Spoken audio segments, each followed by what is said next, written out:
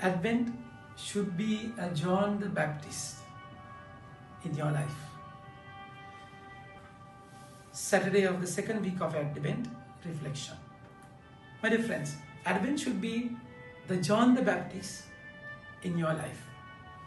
So Advent is a time where you are called to prepare yourself. Prepare with the word of God. John the Baptist is the voice from the wilderness. It comes from the emptiness of your heart, vacant place in your heart.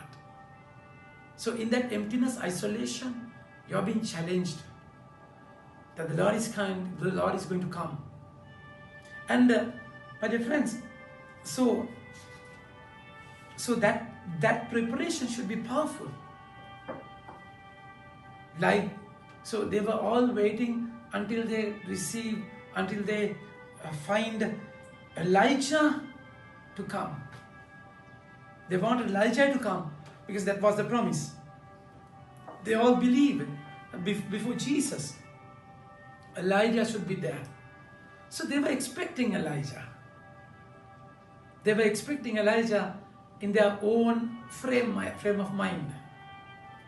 They lost it.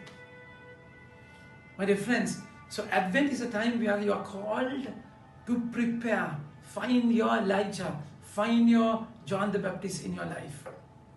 But the problem is, their eyes are not open. Eyes of spirit, spiritual eyes are not open. They missed him. They missed him.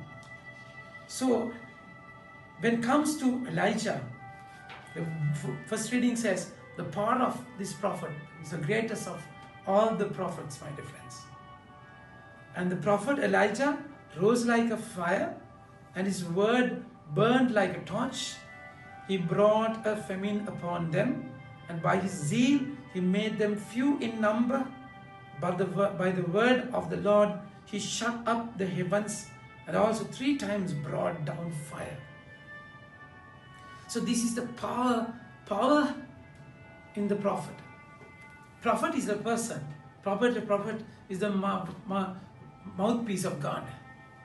So prophet deals with the word of God.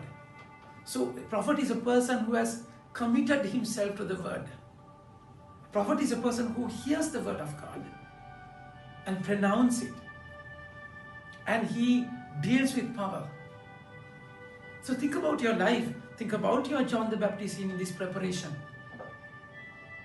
You just simply a Christmas with jingle bells and Santa Claus and cribs and parties and gifts and all that. That's fine. But then it has to be something more than that. Powerfully more than that. Otherwise you will miss the point. That's exactly why the Lord is saying today. The Lord is saying, but I'll tell you that Elijah has already come and they did not recognize him. My dear friends, Jesus is coming from the mountain. He's coming down from the mountain. This is the place where we are going to meet the Lord. Mountain is the place where Jesus was elevated, raised from the ground level into a different view, different understanding, different perception, and different connection. So that's where he met the Father and listened to the word. And then the perception changes. That's why he's teaching them. People, they don't realize. They don't realize. Recognize the Elijah among them. My dear friends, the power of this person. How glorious you were, O Elijah, in your wondrous deeds. And who has the right to boast that which you have? You who were taken up by the whirlwind of fire in a chariot with horses of fire. You are ready at the appointed time, it is written, to calm the wrath of God before it breaks out in fury, to turn the hearts of the father to the son, and to restore the tribes of Jacob.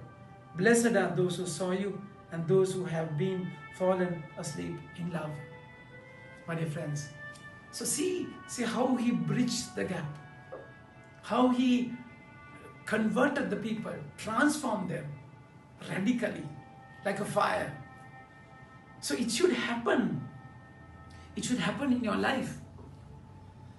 That John the Baptist should come to your wilderness, change you with the word, turn things topsy-turvy, challenge you to the brim. Otherwise, there is no need, there is no meaning in Christmas. That's why they miss the Lord. See the point?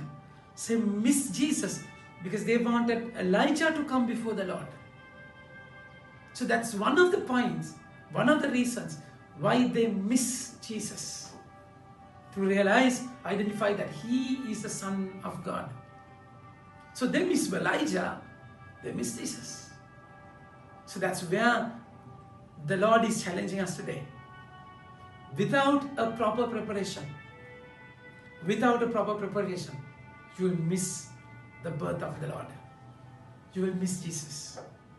Because if you are prepared properly, if you recognize the John the Baptist as Elijah, you will definitely recognize Jesus in your life.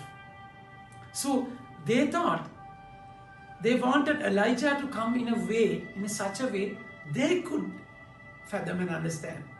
And they had a frame of this person, that Elijah should fall into that frame. That's exactly our pride. We expect few things to happen in our own way, in our own frame. No, never. So that's why they have lost him. They have lost the Lord.